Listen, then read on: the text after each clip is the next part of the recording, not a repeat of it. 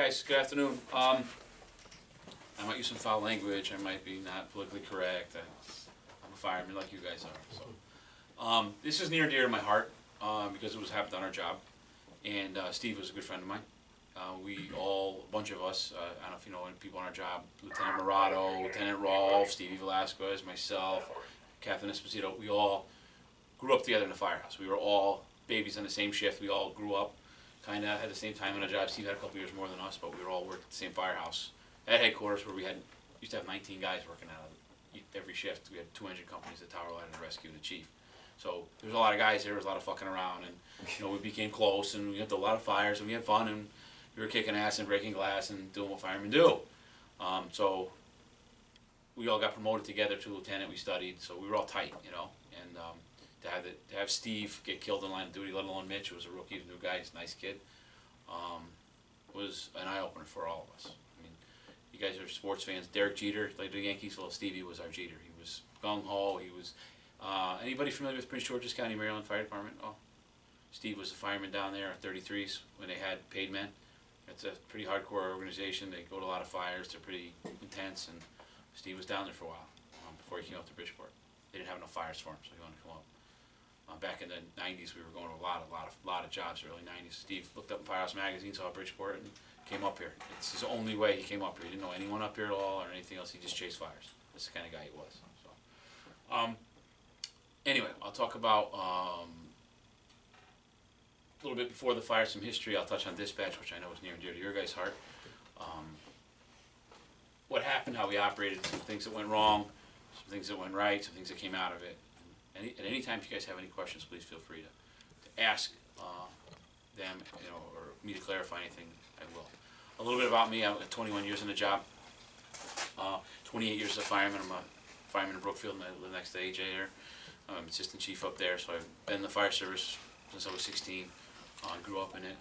My father's a fireman, so I love being a fireman. It's a pretty cool job, as you guys know. I spent 18 years on the tower ladder at a headquarters. I was a fireman on it for 8 years and a boss for 10 as a lieutenant. And then when I got promoted to captain, I kind of bounced around a little bit. I did a year in safety, which was as a result of this fire. We have a safety officer on our shift. I worked at engine 15 for a little bit, which was a nice break, and now I work out at Wood Avenue, engine 3, engine 4, captain engine 4. So I've been around a little bit. I worked various companies throughout the city, and so that's my background. A little bit of background on our job. Our dispatch center went civilian April of 2010 after a big long fight with the city. They took our supervisors out of there. We had civilian fire dispatchers, we had 2, and then we had a fire lieutenant who was a supervisor there. And usually it was a seasoned lieutenant, really sharp guy, knew what was going on, was able to make changes and do lieutenant stuff, officer level things. We lost that capability. We have civilians that do things now, and end up now losing most of our old dispatchers to people that work into the civilians. It's become a problem for us. We have a horrible dispatch system. It's getting better. Sometimes it's better, sometimes it's not. It's different. We're a lot more involved in it now because we have to be aware of what's going on as things get screwed up quite often. There were some major miscues in dispatch that happened on the day of this fire, which we'll talk about. They've since, hopefully, a lot of them been rectified. I consider myself to have worked in 2 different fire departments. The one in Bridgeport before this day and the one after, because they're 2 totally different jobs. All right? Right down to what the way we operate, the way we conduct ourselves at training, the way things that we do, safety-oriented things. I mean, we've done things for a long time. We did things that weren't always safe. All right, our air pack straps weren't always buckled, or maybe guys weren't wearing gloves or hoods, or like it was. You've been on a long time. How long have you been on the job? 25 years. So you know what I'm talking about. Yeah. We didn't always do things safely. When I first got on, there were still guys wearing roll-up boots, and we don't do that anymore. We definitely don't do any of that stuff anymore. Any unsafe acts, taking your mask off in a smoke, we don't do any of that stuff. We've gone from one extreme to the other because of this fire. The thing, if you could take from this presentation today, is that these guys didn't die in vain. These guys died. It was awful. It was one of the worst things that ever happened to us in the department. But we didn't just let them die in vain. We used their deaths as a springboard to make our job safer and to make the fire service safer around the area, trying to pass on some things. This fire happened on D shift. I was back when we were working 3 and 3. It was the first night on for D shift. We had a horrendous year so far on D shift. We had the tornado come through a month before this and ripped the city apart. It was pretty screwed up. 2 weeks later on, you guys were with us up on Park Avenue. We were at a factory on fire, one of the hottest days of the year on Hancock Avenue, and there was a fire on Park Avenue. And you guys were, Milford was up there, I think you had an engine and truck there, whatever you had, fighting a fire on Park Avenue. It was a busy day, it was a D shift, and then 2 weeks later we had this fire. So we took a real beating that year on our shift, and the guys retired, and we're taking a beating, so it was a rough year. This fire happened obviously in July, on Saturday afternoon in July. For us, we don't move around a lot. Like I said, I spent 18 years on the ladder 5. There's guys who spend time in the rescue, the engine. We don't move a lot, all right? We can bid by seniority, at a vacancy, by retirement or promotion, or the chief's discretion. You can move you around a little bit, but we really don't bounce around a lot. So our guys are pretty accustomed to riding certain positions, and I was a seated chauffeur for 8 years on the ladder truck. That was my job. So guys get really good at what they do. When the summer happens, vacations and things and overtime, we have people out of place. Not that there is an excuse or anything, but if guys aren't used to riding a rescue or a truck or a company or doing different positions, that's just it can be problematic sometimes. And it was just one of the things added to the list of things. This bad day that we had was basically a perfect storm of bad things that happened for us. Ripper? Engine 4, EMS Alpha Response, 541 Big Ripper. Naugatuck Avenue, cross of Church. As in most line of duty deaths or things that go wrong, it's not just usually one event, it's a bunch of things that went wrong. Well, this day was just a series of events. A little backstory. Our radios were designed by a guy who was a fireman, who was no longer on our job. He wasn't really supervised, he just did his own thing. He did not listen to our vendor or the company that said, don't design the radio system this way. Basically for years we had a simplex dispatch channel. You could hear dispatch from here, but you wouldn't be able to hear the apparatus. They were not repeated. So it was hard to hear. Like I couldn't hear if I was on an engine company, I couldn't hear if engine 7 was taking a hydrant around the corner from the fire. Couldn't hear any of that. It was very, unless you were like lined up, it was like basically radio to radio. It was high band, but it just wasn't repeated.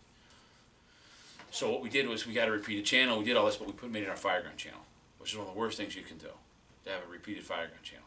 All right, it's supposed to be simplex. New York City did studies. There's been problems about repeated radios and blah blah blah. I'm not a radio guy by any means, but all I know is whatever we did was bad. So the radios were set up really not in the best way, and it was a problem. And they had been written up. Actually, Lieutenant Velasquez 6 weeks before this fire wrote it up, said someone's going to get hurt or killed with these radios and this dispatch center. He did. So the radios were not set up the way they should have been. Firefighter Andrew Komorowski, report to Chief Ito's office. Firefighter Andrew Komorowski, report to Chief Ito's office, please. But that's not good.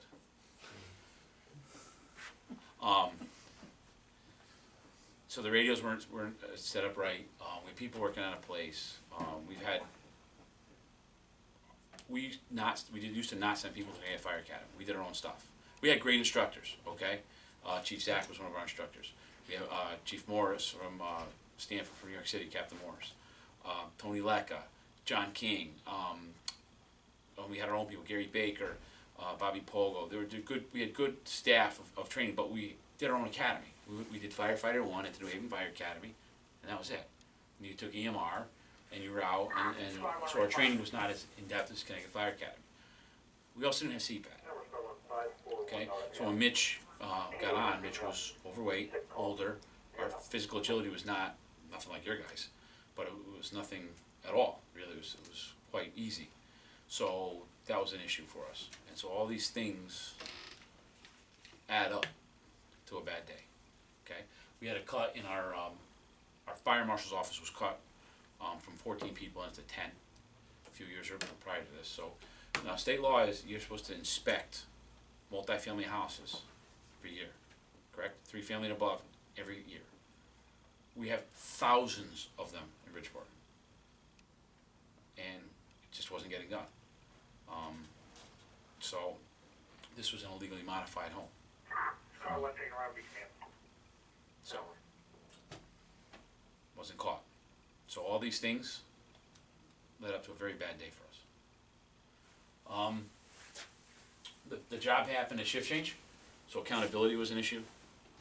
We now do 24s, but we still work a day and a night back to back. We can take half, like I can just take the day shift off, and so we have 2 different rosters, day and night. When I wrote safety, I had it in my pocket. The safety officer has it. The chief's aide for the battalion chiefs have them. The chiefs have them.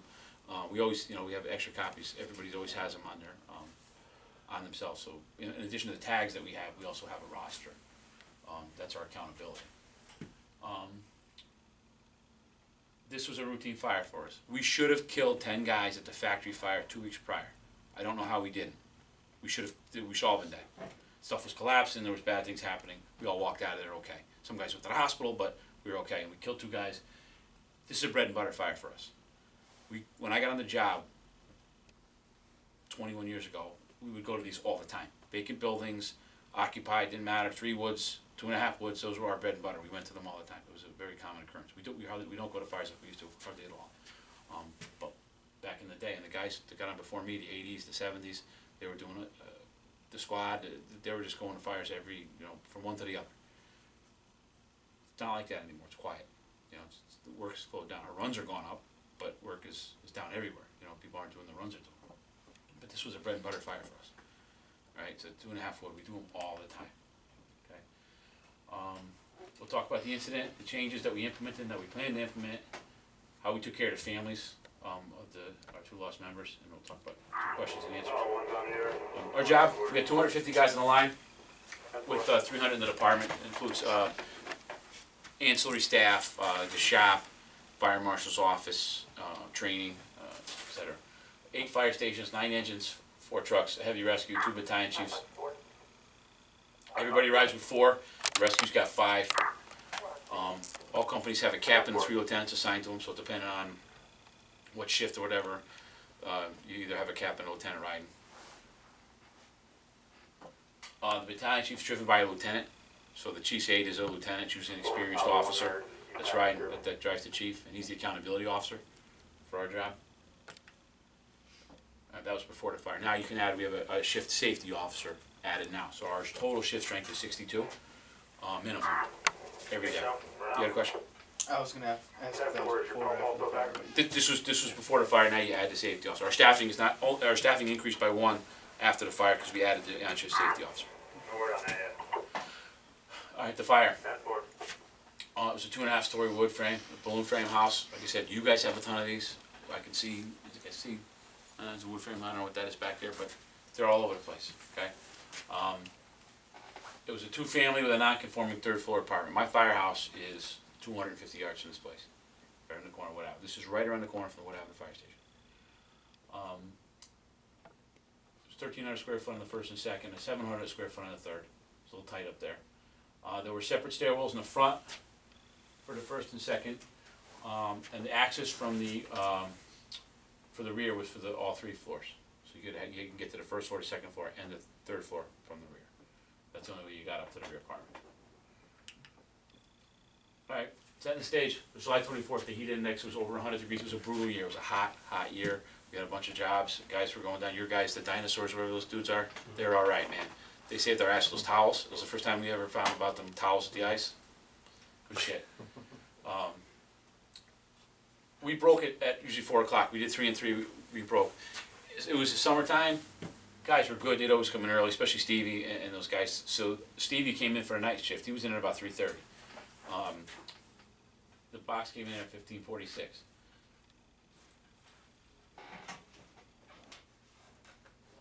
The dispatch center, like I said, was moved over in 2010. Some of our civilian operators went over there, but some of them decided to retire. So we lost some of our talent. Some of our people really knew what we were doing in our dispatch center. Those guys were really good. Guys and gals, there's a bunch of females in there too. They were very, very good at what they did. They were the PSAP for Bridgeport. They took every 911 call that came into the city of Bridgeport. 2 people. They answered every call. And there was a fire department supervisor, and they dispatched us, and they were good. All right, and imagine that if like the board, I'd been upstairs because it was at fire headquarters. You could go upstairs and hang out there, and the board would light up like if there was a fire or a street fight or shooting or a bad accident, and you know they would yep, and they would roll the call to AMR or call up to the cops or they would dispatch the fire department, and they would stay right on task, and they knew what was going on. They knew what we were doing, and they stayed on. Something happened when we switched over to that other place, and it wasn't for the better, that's for sure. The first 2 companies, Engine 3 and Ladder 5, were on their way to Sycamore Place Apartments on Maplewood Avenue for an elevator rescue. So they were just kind of dressed, night hitch, and it was hot out, they weren't ready, and they were just going to an elevator rescue, which is right above the Wood Avenue Fire Station. There's an old firehouse on the outside of the building, or up there on Maplewood Avenue, with old Engine 4, that's right where they were heading to for an elevator rescue. And the hydrant guy on Engine 3, as we were coming around, they were coming around the corner on Wood Avenue, looked down the block, and there was smoke in the street blowing out of a house. And they hadn't had a box come in yet, so he said, "Hey, Cap, we got a job over here on Elmwood." Okay, they circled around the block, they called it in. Ladder 5 redirected from, they heard it, and it was Kenny Domshine working overtime, and he doesn't miss any fires. He was like, "All right, I'm in, I'm taking it in, we're going too." And so Engine 3 and Ladder 5 got there first. It took a little while to get the box out. Stevie Velasquez, like you have your radio on all the time, Stevie lived in the firehouse, was radio on all the time. Heard the box come in, or heard him talking before they struck the box. It wouldn't come over now we have it open, we can hear everything, but the old days, we wouldn't hear any of that stuff. So, unless you had a scanner on or your radio on. So Stevie asked to get on, he says, "Yeah, we're second due, we're heading there." Okay, they finally put the box out and got some help coming. But it was a routine fire, it wasn't that big. They stretched the nozzleman on Engine 3. Got his ankle snapped by the hydrant guy who was behind him, because they weren't taking a hydrant, just stretched the line in. There's 2 of them. And something happened and got a spiral fracture on his ankle at the front door before they even had water in the line. So we lost the nozzle. He's out. And he's hurt. He also took the ALSE ambulance that showed up to the fire to take him to the hospital, which will play come into play later. The video doesn't work. And at 15:46, Engine 3 reported the fire. 5 minutes later, battalion chief, he's a 34-year at that time vet of fire service, well-respected guy, showed up to command.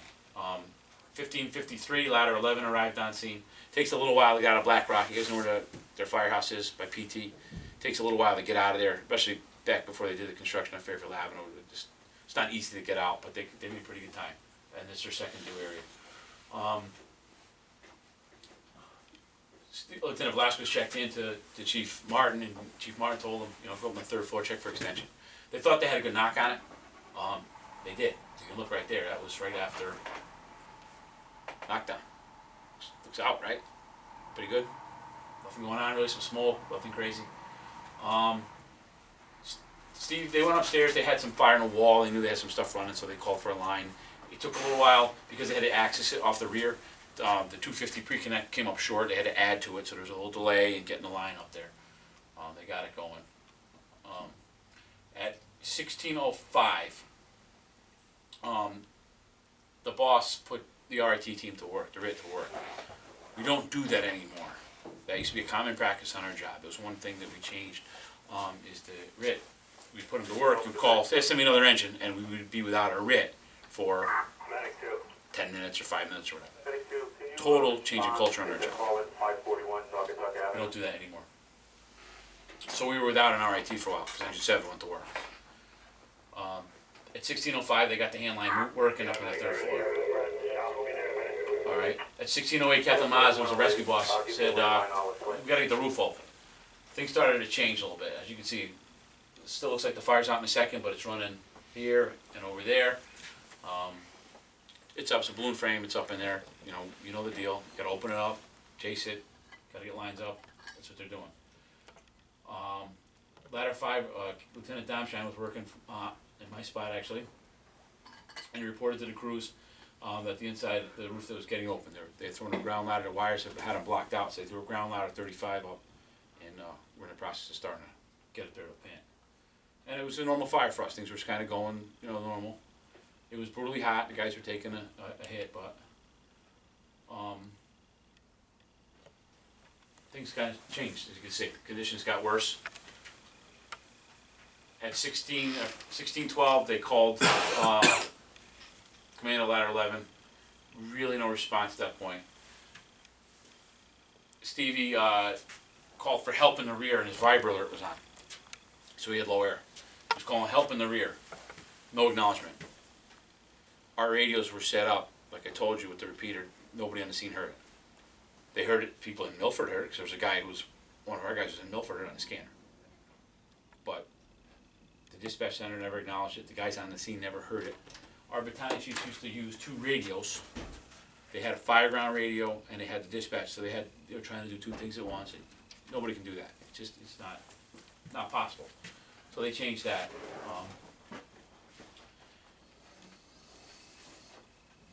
Rescue 5 Bravo, who's Tom Conley's lieutenant now, he was riding Rescue Irons, and he called Steve just to tell him, hey, look, this thing's running pretty good from the 2nd floor. He knew Steve was upstairs. He was trying to get a hold of him, saying, hey, look, be aware, it's going to get shitty here in a minute.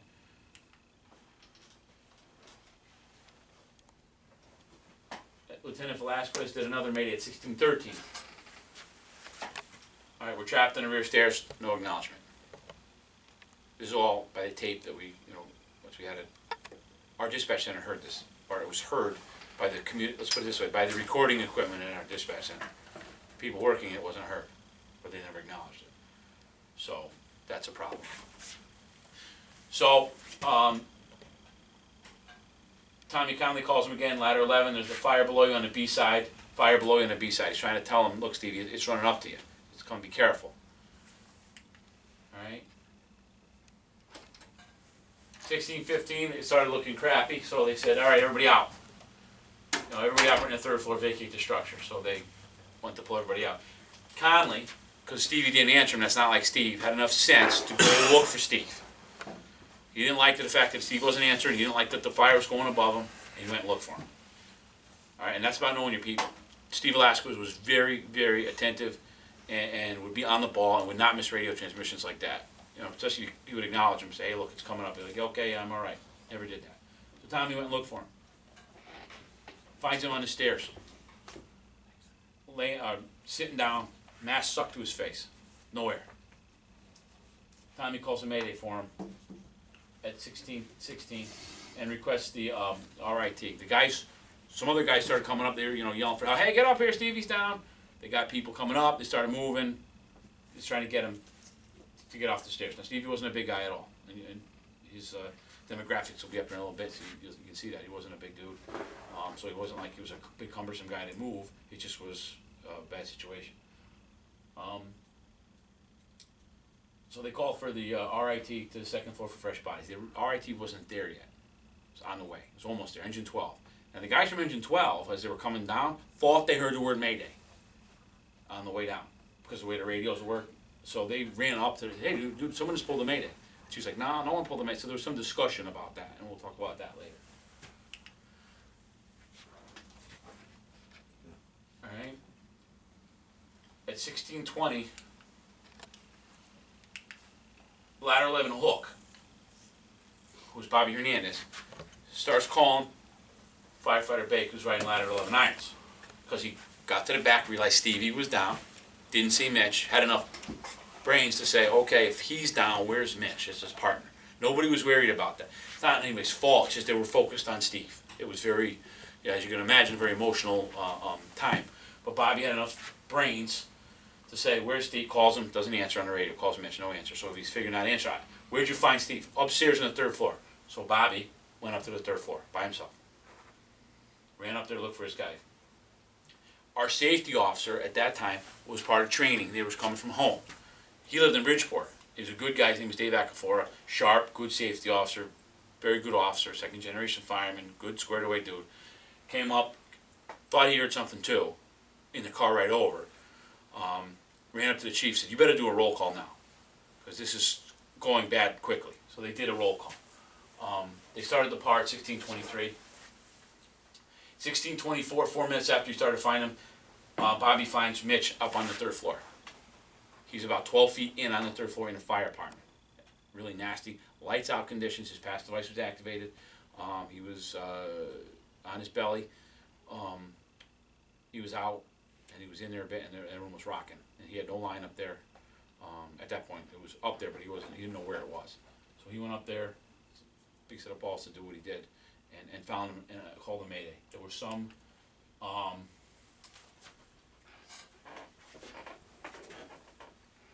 discussion back from the dispatch center. They said, "Oh no, we got the mayday. He's downstairs."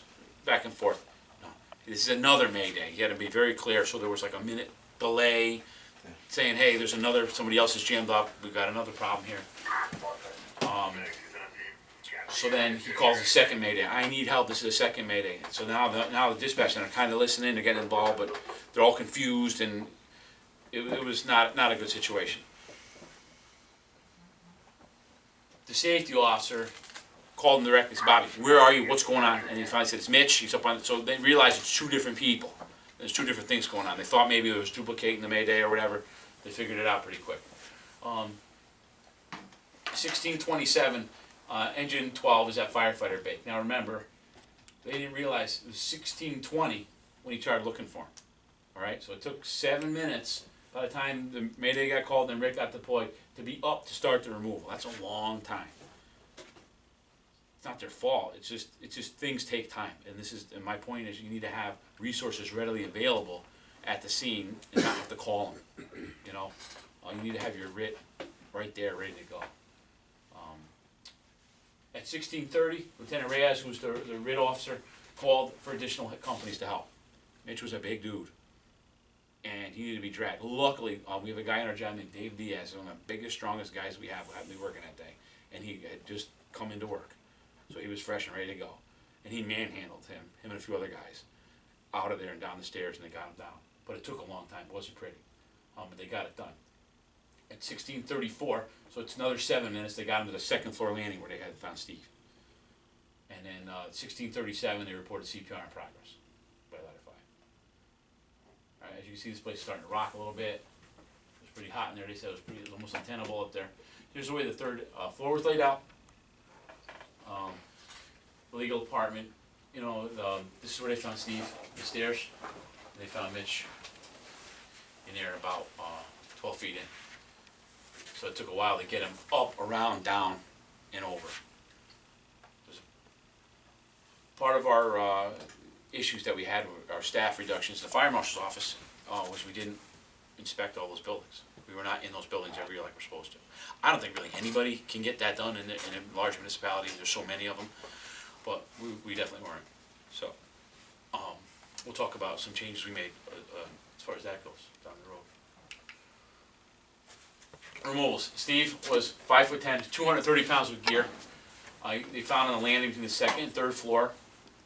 Basically, from what we can gather, again, we don't know because we weren't there, but from what we could figure out, Mitch had some sort of a medical emergency or became incapacitated, whatever happened.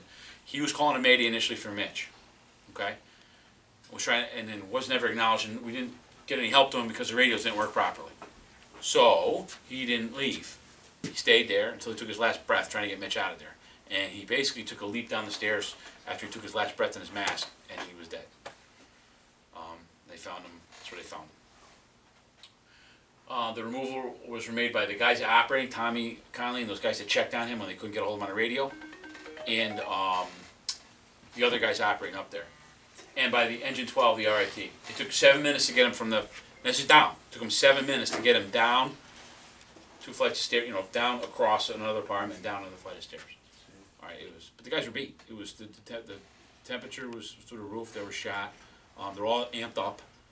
They got hose lines in there. You got tools. You got air packs. And then you got everybody trying to help. Everybody grabbing. Finally, a couple heads up guys like, stop. We're gonna do this. And then someone's got to be in charge.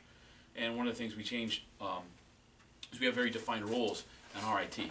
Who does what? The boss is in charge, and this guy does air, and this guy. It's just different. because the guy who broke his ankle went to the hospital in the ALS ambulance, we had a BLS bus. So Steve went to the hospital, was getting CPR done, no ALS intervention or no intubation, nothing. So yeah, he really didn't have a chance. Mitch was 6 foot, 275 with gear. That's being generous. He was probably more like 325 with gear. Third floor, 12 foot, top of the stairs. So he was in a little bit. It was more of a challenging removal. Those guys went in under heavy fire conditions and zero visibility to remove them, and they did a really good job. It was again the engine 12 and members coming in for the night shift. Like I said, it happened to be at shift break, so our guys were good. They realized there was a big job going on. They took the relief cars or the spare apparatus, and they all went there and made it happen. It took 13 minutes to get into the rear yard. It's down out the 12 feet to the third floor landing and down the 3 flights of stairs. And he had an ALS bus. They both were DOA. So what happened to lead up to this? Talk about the radio system. It was set up to fail. Northeast Communications and Motorola begged the guy who designed our system to not do it. He did it. There was no supervision for him. He was just a fireman, basically doing an administrative job, and didn't have anybody to answer to. Nobody followed up on him. He just did what he wanted to do. And the radio people never went above his head and said, "Hey, chief, you might want to not do this." So we have emails and stuff about it. The good thing about the radio system is a group of us fixed it in 6 days after our first couple meetings of identifying what was wrong. We knew that was one of the glaring deficiencies that we had. So Chief Dodd, who was a battalion chief at the time, he was a captain at the time, organized a group of guys to say, look, we got to fix the radios.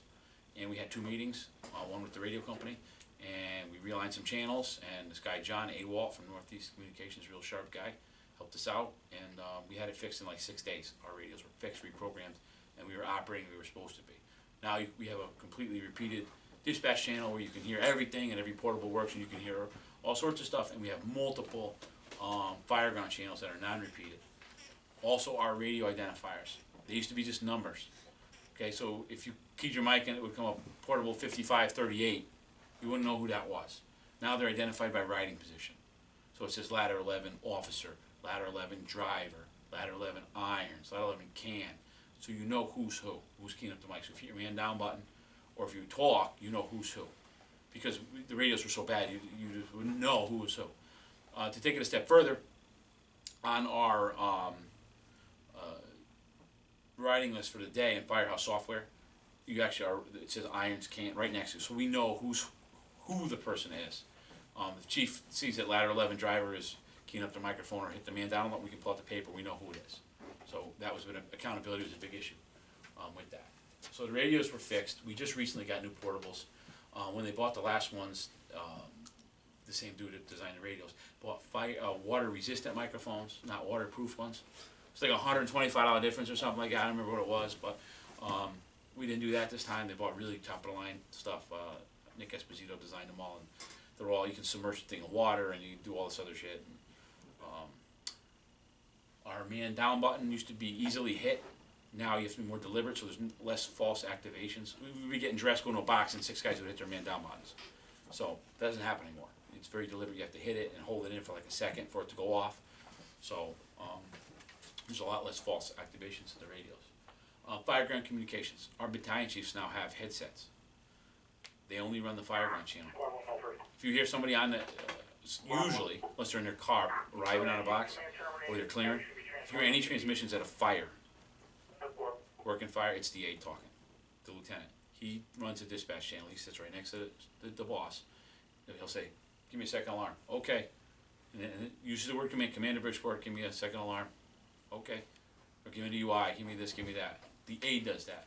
The chief stays on the dispatch channel so he doesn't miss any transmissions. Because Steve's stuff got missed. Right?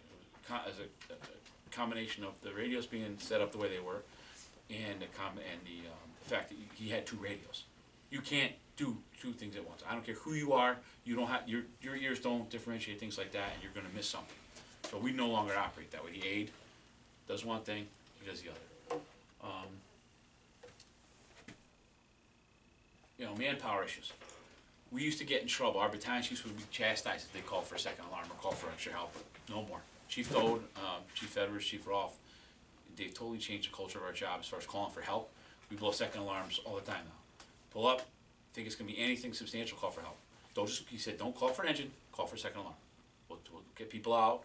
We used to beat the hell out of our people right into the ground and let everybody else sit in the firehouse all day. And we don't do that anymore. We rotate people, we make sure we take care of stuff, which is a lot better. You gotta, we've learned that. So that was a big issue. And our basic fire gun operations, training was done, we were doing special operations stuff, and we were doing, hazmat and all this other stuff, but our basic skills, we weren't practicing on. So we dropped back as a result of this fire, to come back to the basics. Every Sunday, Saturday and Sunday, the ladder companies were going down to South Avenue, they were throwing ladders, they were doing roof work, they were doing aerial work, and, all that stuff. Engine companies were going, they were stretching hose lines, they were advancing hose lines upstairs and over ladders and things like that, and getting back to basics, our skills, SCBA training every month. There was something going on with SCBA. So we kind of got into that back to the basics attitude. Like I said, we didn't have, our firefighters were firefighter 1. They went to New Haven. We did our own class. We don't do that anymore. They go to the fire academy and they get taught, and they're fire 2, their core, and everything else that you get when you're up there. And there's a lot more hands-on aspects of it. But all these things, these bad habits, these bad things that we had done and things that were accepted on the job, all snowballed one day in July and killed 2 guys. All right, basics. Does he look like he's ready to go to roof? No, he's not. That guy now would take a rip. All right, it's not accepted. All right, if you see a guy in Bridgeport now in a picture with his air pack straps down dangling, or see him on TV, he's probably going to be in deep shit. No longer accepted. All right, you were geared up, you're ready to go, you're dressed. There's no more messing around. Identify the issues that were identified. Chief Rolfe put this together, this program, and he did a lot of research on it with the NIOSH and Con OSHA, and we had every agency around. When something goes bad on your job, besides it being really bad internally, everybody and their brother comes to investigate. The Connecticut State Police were there forever. NIOSH, Con OSHA was there. They're all involved in investigating what happened. And you know what, to be honest with you, you don't really want to answer questions when it's just not a good time. Well, you have to do it, and our chief, I can't believe he agreed to NIOSH, because you don't have to let NIOSH come do what they got to do. We chose to, and I'm glad that we did, and I'm sure if he had his druthers, he wouldn't do it again. He wouldn't have done it again, because he was a strange fella. But they came in. And some of the things that, out of the NIOSH report, I urge you guys, you got time, download it and read it. All right, there's a lot more in it than I'm covering because we don't have enough time. But basically, we need to effectively monitor radio transmissions, especially during a Mayday. You can't do that if you have 2 radios on. I don't care who you are, you're never that good. So we have the aide and the chief do their thing on different channels, which allows the chief to focus. They also have the headset, which allows them to tune in, dial into what's going on. So nobody next to them yapping is going to bother them. They're kind of tuned into what's up. They've gotten away from that. Some guys still use it, some don't. I don't think there's an order that they have to, but some guys like it, some guys don't. Mayday training. We practice a Mayday every day. Day shift, night shift. It alternates riding position, it alternates company. Everybody hooks a Mayday at least once a year. If you're working, you're doing it once a day, it goes out. It's for our battalion chiefs, the aide. If it's in a different firehouse, the chief and the aide get in the car, and they go out to Black Rock or Threes or wherever it is for the day, and they do the full thing on Channel 1, gets a dispatcher involved, gets a dispatch supervisor involved, and we do it every day. We've had several, or a few, since then, Maydays, and they all pretty much went smoothly because of the fact that we practice them every day. People thought it was excessive. We were like, man, why do we do this every day? Well, now I see why we do it every day. It works. Guys are used to hearing it in the firehouse, and they're used to doing it once in a while. And the dispatchers, who was a weak part of our link, are getting better at it. All right, they used to follow a script and all that other stuff. Now they're just doing it off because they're remember what's going on. Medic 1, Squad 1, EMS Delta Response, 83 Jepson Drive, cross of High Street and West Town Street. Medic 1, Squad we 1, train- EMS Delta We train doing May days 83 Jepson every day. Drive. That helps. We used to, we do training for air management, all right? If we hear the pass alarm go off, or the low air alarm go off, as a boss, I find out who it is and send them outside. The dispatchers are trained, if they hear it on the radio, to call the chief and say, hey, ladder 5 officer, has got a vibe alert going off. Okay, thanks for reporting. And I'll call him and say, hey, your low air alarm going off, and you can't lie. You know, no, chief, you know, out. That used to not be the case. We'd run that bottle dry or real low. We rip it off and overhaul. We don't do that anymore. Okay? If your low air alarm goes off, you guys are out. Get new bottles, switch out, and go.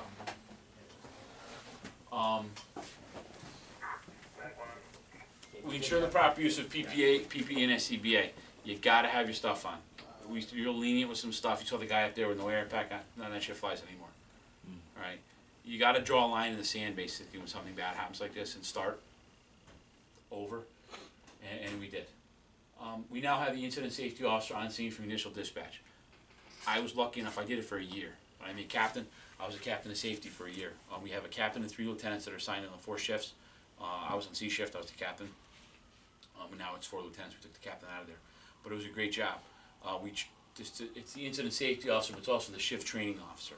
So we train every day, we train at night, we train on weekends. We don't get crazy about it at midnight, but you know we do things in the evening after dinner. Usually it's videos or something SOP review or you know something light. We don't go out there, but last Sunday night I worked the tower ladder. There was 3 young guys on it, and we were out from 8 to 11 o'clock throwing ladders and setting up the truck and doing all sorts of things because they wanted to. You know, if guys want to, they can do that. It used to be, oh my God, we're never gonna do. No, when 2 guys die, different game. So we do different stuff now. We train at different hours. And the culture of the job changed. The guys had to accept it. Even the older guys that were like, oh, fuck this. They're in or they're out. They either retire or they embrace it. And like I said, it wasn't just somebody came in and said, you're going to do this. We all experienced an awful day and had to do this.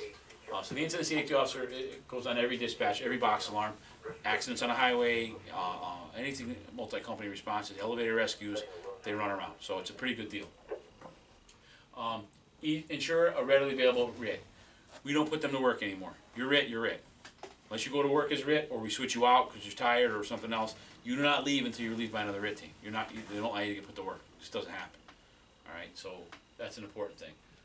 We've also established a health and wellness program. We had a couple grants for workout equipment. We have the IAFF Peer Fitness thing we got. We have like 30 PFTs and some equipment and firehouses that helped out. ConOSHA came in. They're the ones that fine you. We got gigged on failure to follow the SOP on Mayday communications. We didn't follow our own SOP. Yeah. SCBA hydro test dates. There were bottles. They check everything, and we were bottles that were out of date. Not the ones that they were using, but in our department, in our apparatus, there were bottles out of hydro date. We have a very aggressive program now where that makes sure that doesn't happen. Our shop is involved, and they're all clearly marked and everything else, so nothing slips through the cracks anymore. We also use 45-minute bottles. We got new air packs. We don't have half-hour bottles anymore. We have 45-minute bottles. They're heavier than everything else, but it gives us some more air. Physicals. Annually for us. It used to be guys could slip through the cracks and it would be all right. No more. You go like more than a year, 13, 14 months, they warn you and then you're up. Come upstairs, you're off the line. We also get our fit test the same day as our physical, no matter what. So it's done annually. Because we had guys that would get their physicals and say, hey, there's a fire, so you know we can't do this. No. You get your fit test that day. Because we were losing records. I mean, we have 300 guys in a job, so it's easy for stuff to slip through. And all it's got to do is one. One person's got to be out of date, and you're not compliant. So that's what happened with ConOSHA. And a failure to follow your SCBA SOP. There were guys operating without packs. They had pictures, videos. Do you guys know that doing it local guy, Steve Crunchick or whatever? Yeah, well, he all over our jobs. There's all sorts of people that film our jobs, so it's not like you can get away with anything. You know, OSHA gigged us because we had guys inside a couple years later at a fire on Wayne Street. One guy's mustache was too long, and the other guy didn't have a mask on in a fire, and they had a picture through a window. And Con OSHA came back and gave us a fine. So you got to be careful now with all the stuff that's cameras and everything. You should be safe anyway. But one of the things the incident safety officer does is he meters the air, and he gives the okay to the boss. Once the air is okay, the levels are acceptable. He's got a hydrogen cyanide meter and he's got a 4 gas meter. So once all those levels are good, he'll let the chief know everybody can take their masks off. Until then, we're not allowed to take our masks off. And what I mean that is the complete opposite of the way we used to do it. I had a cheater when I got on a job. All right, you know the thing you bite on? You guys ever hear of a cheater? It's a modified, look it up. Yeah, it's an old modified SCBA trick. You basically take a scuba thing and you hook it up to your mask. You hold it in and you bite on it, and you don't have a mask. Either you have it on a mask with no webbing on it, so you just hold it on there, or like if you're on the roof, you just put it in your mouth, and totally dangerous. It's crazy shit. We don't do that anymore. All right, we don't do any of that stuff. Our air pack straps, and some of that stuff comes from try pulling a guy up or down with his air pack not on properly. Right, you're supposed to convert the pack, right? It's easy to convert it if you find his waist strap. If not, it's not on. So that's a big thing for us is waist straps. Safety officer. Buckle your straps, put your mask on. He's busy. It's a busy job. The guy who's doing safety, some of our busiest officers on the job, bring safety. So they do training too. Things that we identified that were issues, or that we identified was a radio. We fixed that. The guys on the job fixed the radios. We had the right people, put them together, and we had the thing fixed, and we got it done. Communication training. Our guys never practiced talking on the radio. They rarely talked. The boss always talked on the radio, or the hydrant guy maybe to the pump, or vice versa. But usually our guys never talked on the radio. They were next to the boss. He talked, and that was it. So we had to have radio training. You know how to talk, what to do. You know how to hit the Mayday button, etc. We didn't have a rehab policy. Rehab was for quitters. We didn't have that. We didn't have our blood pressure taken. We had no medical people. We did none of that. All right, we do now. The fire department got back involved in our dispatch center. We assigned an assistant chief. They added another one. They put him up there. He was up there Monday through Friday, and he was up their ass. We had these forms, these paper like this, green forms called it. We had to fill it out every time there was a problem in dispatch. We have a big stack of these forms, and he would take care of it and hopefully try to make them better. We would train with them. You know, the dispatchers want to ride-alongs with us. We were trying anything that we could do to hopefully make them realize what we do and try to help them do better. And that's what they did. Fireground accountability, the tags. We have a board now. Both battalions have a board they run off of, and the riding list that the safety officer, both the battalion and the 8 have all the time. So we know who's riding where, and accountability is huge. That was a shift change. Again, we don't do 3 and 3 anymore. We do 24s. But still, our 24s are split up day and night, so different people can be working. That could happen again. Won't be as drastic, but that was a whole shift that got changed in that. So there was people all over the place. They didn't know for hours who was working. They had to like basically call around. It was not good. So we don't do that anymore. Par. Anytime we go offensive to defensive, or it's been 20 minutes, we always do a par check. Or something happened on the fire ground, or somebody called a Mayday, or anything happens, we do a par check. Check up on everybody, make sure they're par, which is a personal accountability report, so you know you have all your guys. Written Mayday training. We were very fortunate. We have some really sharp guys on our job. Chief Rolfe, Mike Donovan, Pete Murato. There's a bunch of guys that are really into RIT and Mayday and especially RIT. And we went heavy into it. They rewrote the policy. They did heavy training on RIT after what happened. We had policy issues, the SOPs. When you change one SOP, sometimes it conflicts with another, so we had to go through all that. Guys on the job got involved in that. And our chiefs now are really good about involving the men and the members of the job to get involved in policy and changes and things like that, which is important, which didn't used to always be the case.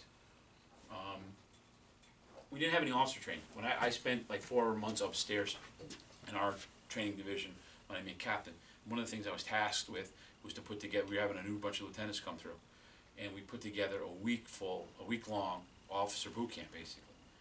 And we had a guy come on Friday to talk about leadership from the outside. He was really good. But the other 4.5 days were about 25 officers and chiefs from our job taking on different aspects of being an officer, calls they might encounter, behavioral things in the firehouse, how to conduct yourself, how to be a good boss, subordinate issues, things like that. So they got basically exposed to about 30 different people over that week from our job. And we basically developed them how to be. When I became an officer, I said, hey, dude, you were driving yesterday, you're going to be the boss tonight. That's what it was. And there was none of that. So that was a big change. And Chief Dodd instituted that, which is a really big thing. We had no training. We had no developing our officers. So we have that now. Do you guys have that? Or do you guys just become bosses and that's it? We were just discussing that. They sent some of us to the Connecticut State Academy as a. Oh, the I-League thing? Yeah. Yeah. How was that? Was that all right? Oh, very good. Was it? Yeah. We sent some of our officers there. We had 15 guys we had to put through, so they couldn't have spots up there for all of them. And we figured we handpicked some really good people on our job, people that we thought were heads up to cover different topics. And that way we wanted them to be their own boss, but to take a little bit of what everybody taught them and hopefully be their own person. But we were throwing people to the wolves. I mean, they were, becoming a company officer on a company, someone had never acted before. We have fire officer 1 and instructor 1 requirements, We but don't there's have that. no rush sometimes to get them in. No, we don't have any No, of that. so So most Could of our be guys are. Some guys but- 2 years, 3 years are Yeah. finally getting it yeah. after being promoted. And that's a problem. I mean, you got to lead, and we have actors. You can have you're in a job. You can be an acting lieutenant. We used I mean, to it's have very acting rare. 6 years was Yeah. ours. See, but it's the way our manpower is now. It's rare. It's man for the most part. Yeah. The holidays maybe, summer may have some, but it's rare. They call me, I'm gonna work. I'm turning overtime down. Yeah. Like that. But that was a big thing. We had lack of officer training, and this administration, we're very lucky. Our old administration, we had battles with them. We'll talk about that in a minute. But that was a big deal. It was basically our officer development program. And we went CPAT, and instead of the in-house academy, they went up to the CFA. All right, we're getting a much better, well-trained firefighter out of it. All right, and CPAT's preventing people coming on the job that don't belong on the job, aren't fit to fight fires. Mitch was a great guy, but he was a smoker and he was overweight. He was almost 50 years old. Probably wouldn't have been on the job if we had CPAT. Right? But these are all things that roll up. He was a great guy, had a big heart. He was good at his job, loved being a fireman. It was like his dream. But it's a big deal, So our initial changes right away, I mean, the mayor came in and was pretty much open to whatever we needed to get done. They were supportive. He was upset. Steve was his neighbor, all right? Funny thing was Mitch was on the chopping block to get laid off before this fire happened. All those guys were in his class because there was talk of it over budget stuff. Guess what? That went away. All right. Our chief at the time was not very, didn't get along with us. I think he hated us, actually. I couldn't understand it. Ask if you ever know guys that work on our job back in the day. Our past chief wasn't supportive of us and wasn't real help. The union and the city were fighting to get our safety officer on our shift. It took us a year. And we got it set up initially, it was overtime. The chief tried to bag it, so it was too expensive. But we ended up getting what we wanted. The union had a plan. We took people basically that worked upstairs. We had 7 people in our training division. We now have 3. We took the 4 guys out of there and put them on the line. So it didn't cost anything. You have to hire anybody else. We just reallocated people from the admin to the line. Worked out really well. So we have the instant safety officer. And it's not just that, it's the shift training officer. The guy's busy. And they run medical supplies around. They eat firehouses. And we go through Narcan like candy. So that dude, sometimes, I worked there a couple weeks ago. I put 120 miles on 24 hours. Safety. Running around. I did a year in the car before they took we can work there as captains, but there's no captains assigned there right now, it's only lieutenants. And I did 120 miles in the truck between running boxes and calls and bringing medical supplies around. That's a lot of driving 24 hours in a very small city, So that was your initial changes. The compliance with our physicals, they got a little better. We added some things. The fit test, the training we did, safety and survival. We'll talk about that in a minute. As we approached, this was now almost a 9-year mark now. We just make sure we continue to be safe. We operate safe. We, if I hear a pass alarm, if I hear a vibra alert, I stop what I'm doing, I find it. All the officers, we're trained to do that now. It used to be elevator music to us. You'd hear it, pass alarm going off, you never say a word, you know, they were always going off, right? Viber alerts, we always were, no more, out, bottle, done. Don't care what you're doing. There's nothing that can't be done at the bricks. And it's just, you have to accept the culture. We have a problem, some of the newer people that weren't on a job when this happened, they think they're Joe Cool, they don't realize what happened. So some of the older guys gotta give them a little smack once in a while, say, hey, numbnuts, buckle that thing. Or hey, what are you doing? Where's your gloves? You know, and you have to just remind those guys. Everybody that works for me, I take them to this house, because it's right on the corner from my firehouse. And we sit and have a chat. We show them the building, and we show them what happened. The guys that get on the job, the first week they get on the job, Lieutenant Dyseroff and I go there, we're in charge of the Fallen Firefighters Fund. We go there and we sit and we talk to them for 2 hours about what this fire, guys that have died in the line of duty in this job, and what can happen in this job. We make them aware that we're not making widgets, all right, and we're not, you know, it's not an encounter group. You're not going to maybe like what you hear sometimes, but it's what it is. You know, you have to kind of be upfront and frank with them. As we move forward, there's still a lot of stuff that needs to be accomplished. We're very lucky we have a progressive fire chief that it's backed up by 2 really squared away deputies. We're not used to that. We have had not a good leadership in the department for a long time. We do now, and these guys have really made a lot of changes in a short amount of time. They've gotten the guys to buy in, all right, and they're into stuff. They're getting involved in designing apparatus and equipment, and anything we do is involved, you know, whether it's buying hose or whatever. There's input from the men and the members of our job and the members of our department, which is important. And the chief has our back, and the chief still goes out to Pierce every time we buy a fire truck to make sure it's built right. He's on the committee. He's involved. He doesn't like micromanage or anything, but he stays involved and is there and goes out and makes sure that we get just what we want. Make sure we have the best PPE, cameras. Right? He goes and toe-to-toe up to City Hall to fight for the dollar that we need. Our capital budget, we went from years ago where our old chief would give money back every year, to our chief goes and fights for more. So we can get vehicles replaced and get equipment replaced and cameras and anything that we need, special operations equipment, anything, he does it. All right, and we just didn't used to have that, so that's good.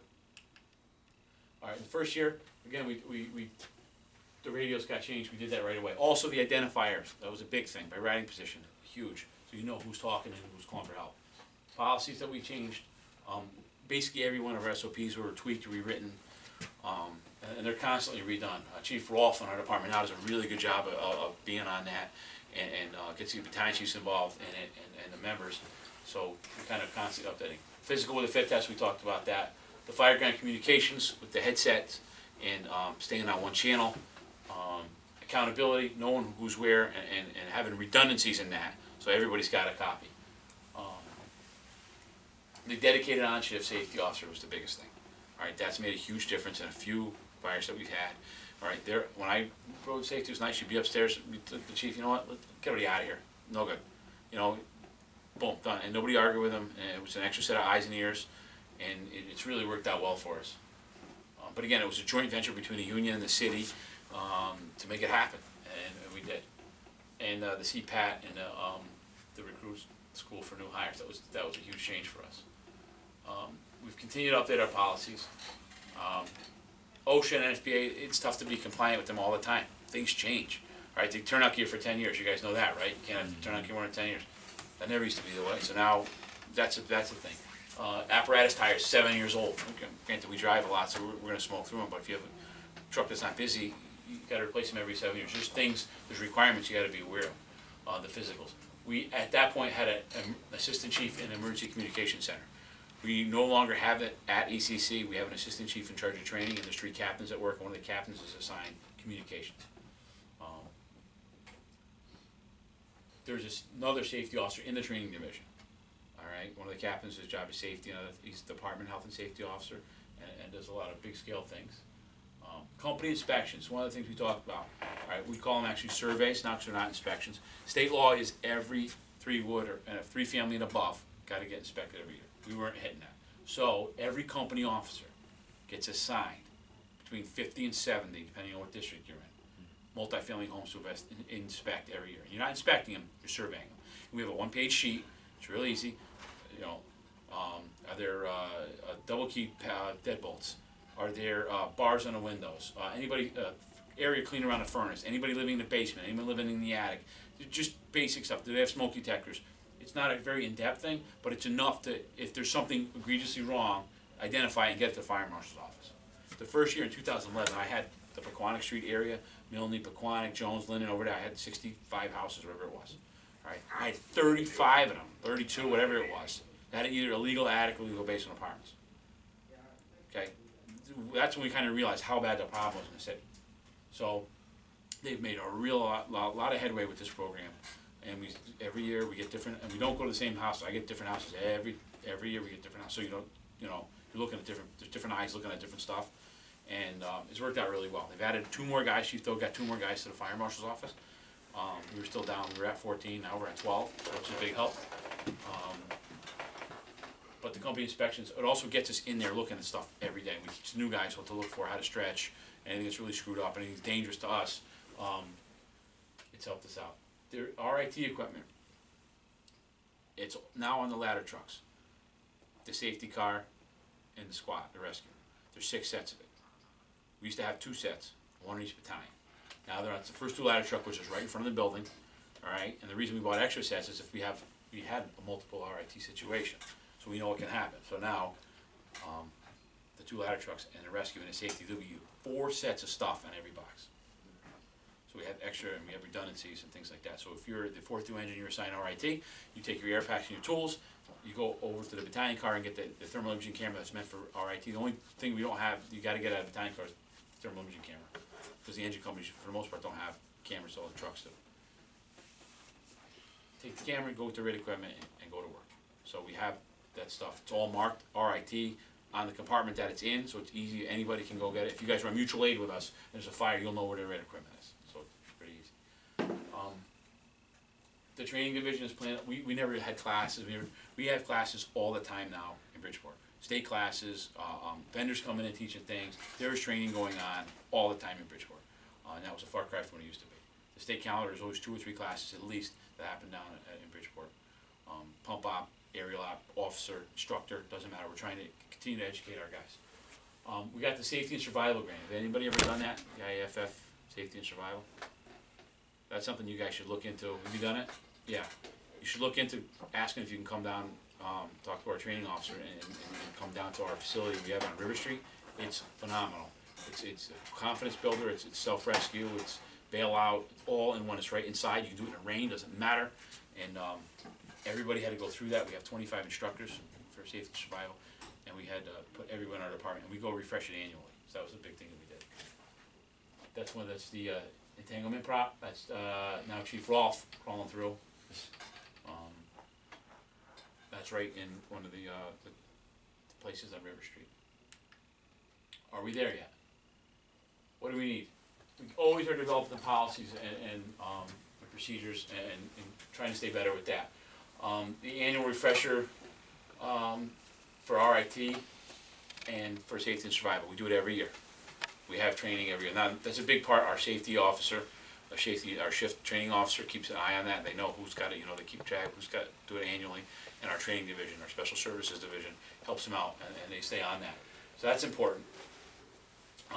Professional development for officers, we talked about that. We're trying to enhance that. We're really they're going to start working on the captains now, because the chiefs are almost to the point where they're all going to be retired, but they're looking to develop the next leaders of our job, so the captains and lieutenants. They're starting to bring in people to do different things with them to develop their skills as officers. Multi-agency training, we never did anything with the cops, AMR, anything. Now we do that all the time. We have a pretty good relationship with everybody.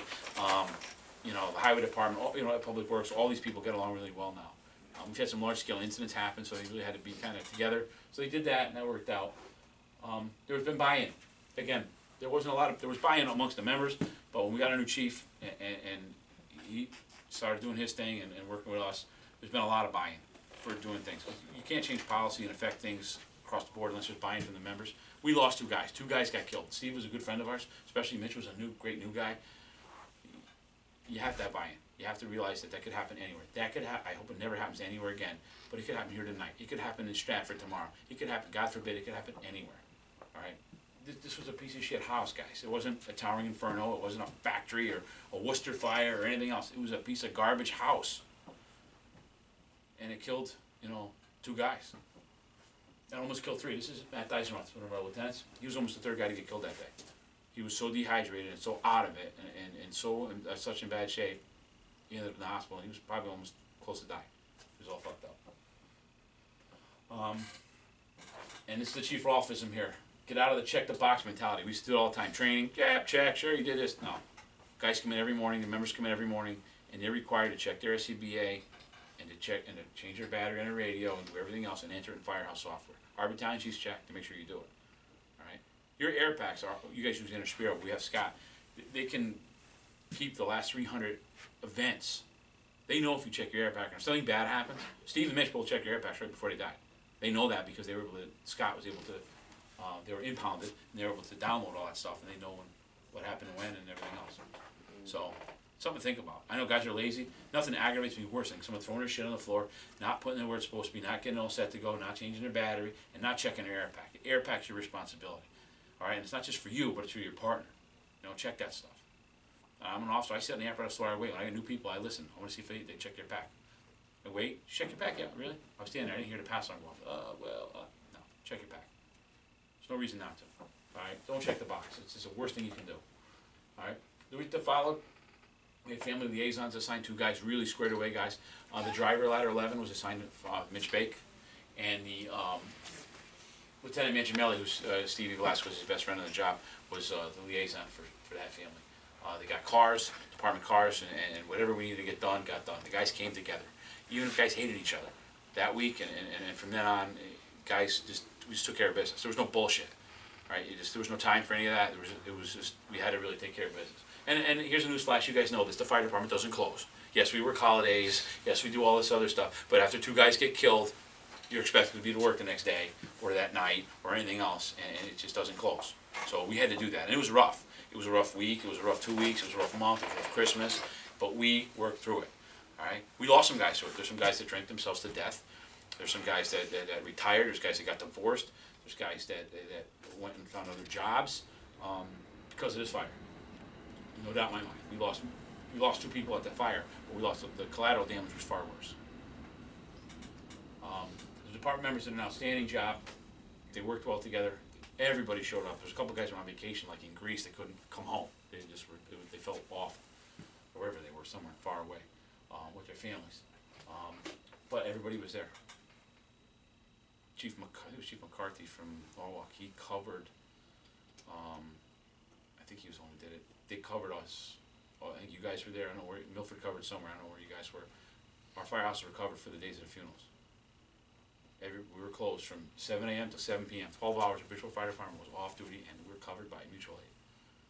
We had officers that rode. We split it up. I only went to Steve's. I didn't go to Mitch's because I rode on a fire truck. Because you guys need to know how we operated and what we did. So we had company officers. You know, we had like 15 company officers to stay back for each thing, but it worked out. But for the most part, we were able to go to everything. So it worked out really well. Funerals, we pulled off 2 line of duty death funerals 4 hours apart in the same city on the same day. It was crazy. We had buses and crazy shit that went on. The big thing, and we're never good at this, accepting help. We never had mutual aid come in when I first got on the job, ever. Okay, we'd have 2 houses, 2 different jobs going, and we'd never call mutual aid in. But now it's different. We call mutual aid all the time. It is what it is, right? It's all about accepting help. When something large like that happens, we had Boston, New York. Those guys came in and helped us out with the Connecticut Honor Guard. Those guys about the running the funerals and setting things. You just can't do it yourself. It's just so massive.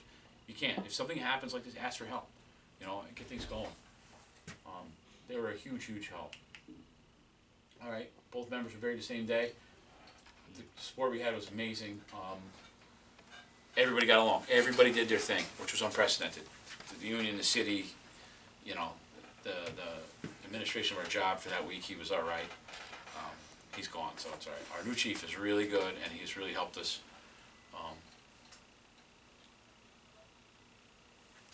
To where we are now, get us up to snuff where we need to be. The families, we took care of. We had to. We started something called the Bridgeport.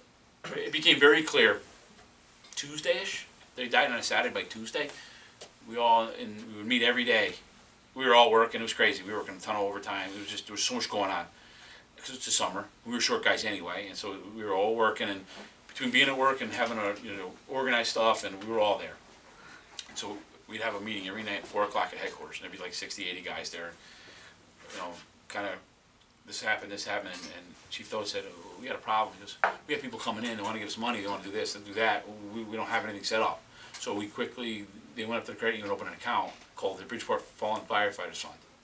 And out of that, we started supporting the families. And we didn't have a tax number, we used the unions. We did some things that were kind of, we're gonna do, but we did it. And we sold thousands and thousands and thousands of t-shirts. It was insane. Between that and the donations that came in, we were able to give the families a large support, donations and things, and keep them to take care of them. Because they're our responsibility. It's part of the deal, guys. We take care of the family. Someone dies on duty, we own them. And we have now, fast forward a year later after their deaths, we were legitimized, for lack of a better word, but we had a tax number, and we have rules, bylaws, and things like that, and we have it set up. We do fundraisers, and we have a large account, so if something ever happens, we can right away start helping people, and hopefully we never have to use it. But if we do, it's set up for us to do that. But again, that was something we never thought of, and it's something we set up. Again, the fund was set up, and the organization 5 years later is pretty good. We got a lot of younger guys that got involved in it. We got them on the e-board, so it's something we can pass on to them as we get off the job, and they can pass it on to other people. It's important. We just didn't have the vehicle set up to do anything. And the seed money, we had a guy, luckily, came up to us. He owned a business. He goes, here's 10 grand, start. And we paid him back, but we were able to buy the first round of t-shirts that we had for the funerals and stuff. So we were able to do stuff. And it just really, we did like 60 events, 70 events in 5 months, all over the place, selling tea. People call us, hey, could you come? We want you to come. We want to honor you. We want to do that. Okay. Chaz and AJ, all these guys did all this stuff for us. It was overwhelming. We were always helping people. Firemen help people, and to get help from other people and support from people, sometimes it's very humbling. This is outside of Ladder 11, the Ocean Terrace Fire Station. The city paid for that. It was a nice monument we did on the first year anniversary of their death. The guys from Ladder 11 take really good care of that firehouse and outside there. So it's kept. There's a light on it at night, a nice flagpole, and the intersection after them was named after those guys. All right. This is Steve and Mitch, Bobby Hernandez, Timmy Landock. Timmy Landock still the chauffeur at Ladder 11. He's the only one left. Bobby Hernandez came down and worked for me for a while on Ladder 5. He didn't want to stay there. He stayed there for about 2 or 3 years, asked to go back to Ladder 11, and he lasted another 6 months, and now he's a cop. He just couldn't do the fire. He's the one that went and found Mitch, big guy there. Just couldn't do the job anymore. We had a few guys. The guy Mitch relieved early, ended up drinking himself to death. So we really kept an eye on each other, because there could have been a lot more guys that went the wrong way. And we really, out of this, one thing I can say, if something bad happens, on duty, off duty, we've had a lot of off duty stuff that went down really bad too. Just take care of each other, look out for each other, and really keep an eye out. We went out, we did our drinking, we did all that. That's the worst thing you can do, believe me, but we do it. And it was an eye-opening experience for me. The job used to be a lot of fun. There were 19 guys at headquarters when I got on the job, because Engine 5 was open. And we used to fuck around a lot, and we had fireworks, and we sprayed water, and we did this, that, and the other thing. We'd be up till 3 o'clock in the morning every night just watching TV and doing whatever. Doing what firemen do, our fireman stuff. And it's different now. I still love the job. It's different for me. It's different for our families, because it became real for a lot of them when they see somebody's spouse mourning their husband, who we were just socially out with a few weeks ago, things like that, or we're at Christmas parties with, and it becomes an issue for us. We did have a lot of procedural changes. Our job is definitely safer than it was back in 2010 when these gentlemen were killed. We do things a lot differently.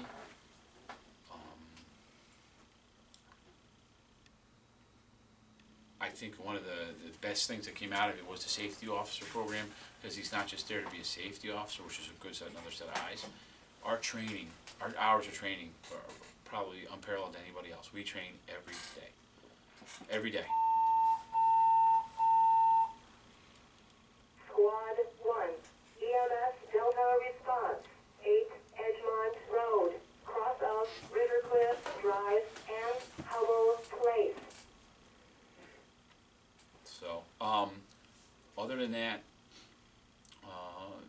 the good things that came out of it was that the guys on the job held each other up. You know, sometimes, you know, not everyone gets along, not everybody's buddy-buddy, or there's cliques, or none of that shit mattered anymore. Guys took care of themselves, they looked out for each other, and,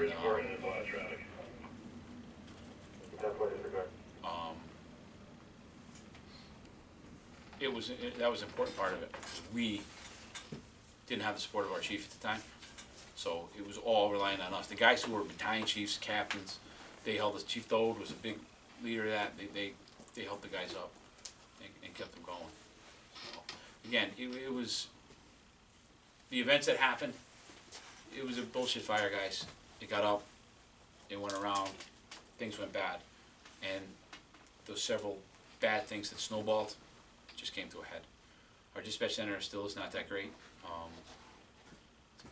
Somewhat better, I guess. I don't know, or we just become more accustomed to it. We're beaten down, I guess. I don't know. But they still have their deficiencies. We're definitely safer. We operate safer than we used to, for sure. And the guys, you know, they listen. Even the newer ones, you know, for the most part, they're aware of what's going on, what happened. You know, their pictures, these guys' pictures are in every firehouse for a reason. Their mass card was blown up and put in every firehouse, poster size. It's in the stairs at headquarters, so every time you climb those stairs, you see these guys. We didn't want anybody to forget. Not just them, but what happened, and what could happen to anybody. And that's the most, like, humbling thing about this whole thing is that Steve was one of our best fire officers we had in the job. He got killed. So it happened to him, it happened to anybody. So just, we use that to try to raise the bar and be better at what we do. You know, you guys are no different than us, than Stratford, and anybody else. It could happen anywhere, right? Danbury lost 2 guys in the early 80s. They had a collapse. New Haven's lost a bunch of guys. It happens. We work a dangerous job. You know, what we do is dangerous. You know one of the most dangerous places we operate? It's the fucking highway. That is crazy out there. We're up there every day. Those guys go up there between the connector and I-95. We send a box up there quite often. And that's a place where you gotta really heads up. You know, just really pay attention up there. It's a dangerous thing that we do is operate on that stupid highway. People are assholes. You know that. Does anybody have any questions as far as what happened that day, what we've done since then? Anything about our job? Anything I can help you with? Sorry if I babbled a little bit. I'm trying to stay on task here and kind of review what happened. You said your safety officer, they're there they're on shift 24 hours a day, so they roll. Best job in the fire department. You're by yourself. You got the run of the city. You got your own car. You run out of headquarters. You go to every box. You train every day. You decide what you're going to train on every day. You get a pretty good, I did it for a year on C-Shift, and I got a pretty good handle on my guy, on the members of C-Shift. Operationally, who needed, like, you know, who's deficient somewhere, who needed something, you know, you've got to work ladder. I saw him throw a ladder at a job, wasn't that good, so that's a plus. You know, you identify, you're working just with your shift, and you've been able to identify any weaknesses or strengths. But yeah, they work 24/7. They run out. They have Dennis Leary actually donated a F-350 recently, last year, all tricked out. You know, it has the rehab equipment in it. We have coolers. Mr. Fan, we never had that shit. Dude, if you wanted a water, if you were thirsty after a job, you'd hook up the thing to the pump and the spigot and drink out of the pump. Or we had a 5-gallon jug of water. That was it. We didn't have this. Now we have Gatorade. We got all this stuff. It's all set up properly. And we've gone a long way with that. The rehab stuff is important. And the chief won't let us get beat up. He told all the chiefs, call a second alarm. I don't care. If you think you need one, don't call an engine. If you think it's going escalating, call for a second alarm. Call for help. It's fine. You know, we don't have, it's not, you know, Beirut, we don't have fires, you know, explosions and shit going off all the time. It's just, when we have one, let's take care of it.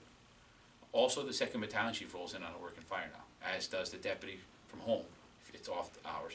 If it's during the week, they clear out. Those guys, we have a huge support. If there's a fire during the day, during the week, you're gonna see like 5 white helmets. Those guys are all, the chief of training's gonna pop out, the 2 guys, the deputies upstairs, the chief Doe will show up. If he's not in a meeting, he still goes to fire, and, which is a good thing, you know, to have more and more eyes. Now you might see a battalion chief, now this never would happen on our job, up on a fire floor with us. If he's the second one there, or if the deputy takes command, go inside, take a division. We had that fire in Stratford that we were mutual aid to them with. Our battalion chief was up in the air pack calling down all of us. So there's more supervision now, you know, as far as chiefs goes. There used to be just one chief on the street, and you really can't effectively manage a multi-alarm fire with one guy out there doing his thing. It just doesn't happen. Andy, what was the hardest thing to get changed or implemented or get moving? We had a fight with our chief to get the safety officer on the shift. The city was for it. The city finally had to tell him it's happening. It took a year, and that was the hardest part for us, because we're all like, dude, we're willing to sacrifice this. We don't want nothing for it. Let's make this happen. Let's do all that. That was the hardest part. It was fighting with our chief then, and our chief now, it's 180 degrees. It couldn't be any further polar opposite from what we had, which is really good, you know, because those of us that lived that era of trying to overcome that. And he just didn't seem that supportive of us. You know, 2 guys just got killed, and it was like, next, you know, I can't be bothered by it. You know, but I know he was probably in his own way, but he didn't reach out to the members and just didn't connect with them. Chief Garfey did. Chief Garfey was really good. Our deputy chief of operations was very involved in it and compassionate and everything else. And some of the culture changed. Some of the older guys did things a certain way. You know, I don't wear gloves. I don't wear a hood. I don't need a mask. You know, and I was a safety officer. It didn't matter. I was a captain, so I was like, you know, put shit on. You know, metering after fires was a big thing. That took a little while, because guys would, after the job, take their mask off, overhaul. You know, no more. No. And I tell you, we got a hydrogen cyanide meter. You won't believe. It looks good on the multi-gas meter. You know, the CO's good, and the hydrogen cyanide's to the roof. You know, so you're like, holy shit. You know, what we've been breathing in all these years. You know, the other thing too, and I forgot to tell the last group, is cleaning our turnout gear. We have gear washers in like 5 stations, and after a job, you wash it. There's no more salty's out, you know. And that used to be, you know, you'd walk into the firehouse, and shit would be crusty and nasty, and you know, smell like a firehouse. No, we decon, we wash things down. You know, we have wipes now. These big wipes. You get to a fire, you wipe your face off, your neck. The safety officer's got him in his truck. He puts the cooler down. He puts, you know, after he's in there and it's time for rehab, the cooler goes down. Those wipes go down, and everything. It's just more of taking care of ourselves. We were really bad at taking care of ourselves for a long time. The fire service in general, not just us, everybody. You know, and now it's different. Washing gear is big. Gloves, hoods. We got second hoods. You know, what comes out of your hood? If you wash your hood and you wash that, you ever see those videos? And it comes out, oh.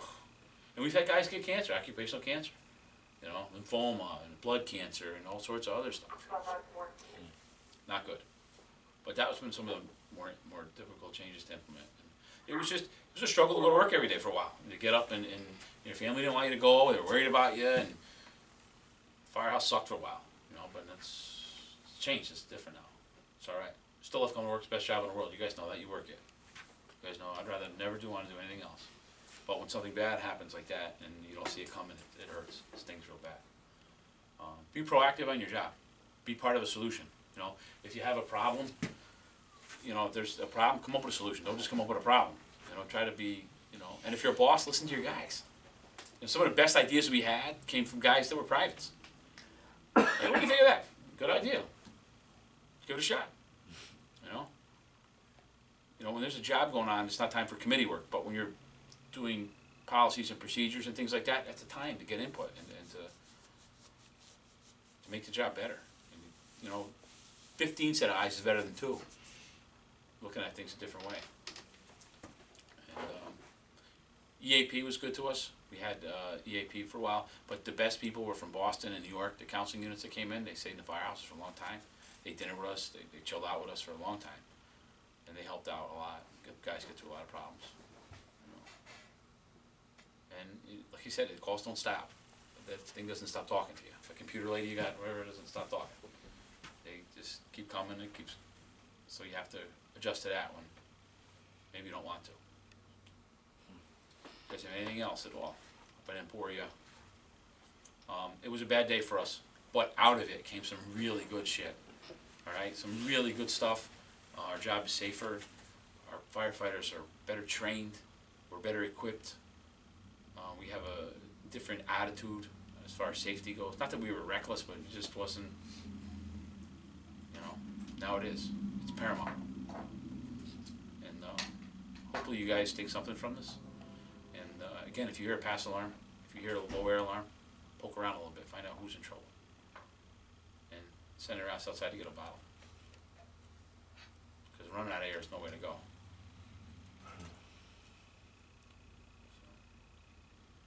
Anything else? It's good. Thanks for coming down here, Andy. Anytime, guys. Thank you. Anytime. Anytime.